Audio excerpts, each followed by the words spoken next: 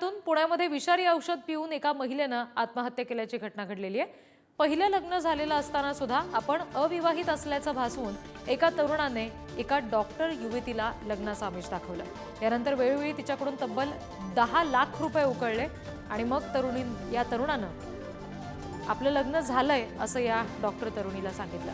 इतकंच नाही तर आपली पत्नी गर्भवती असल्याचं देखील त्यानं सांगितलं। या गोष्टीचा जबर मानसिक धक्का बसला आणि या डॉक्टर तरुणीनं थेट टोकाचं पाऊल उचललं।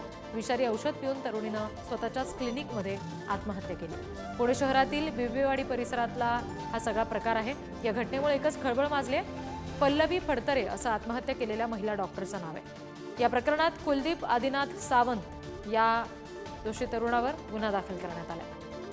आणखी तपशील घेऊया प्रतिनिधी ज्ञानेश्वर चौतमल यांच्याकडून। ज्ञानेश्वर, या तरुणीच्या कुटुंबियांचं सध्या या सगळ्या प्रकरणावर काही म्हणणं आहे का?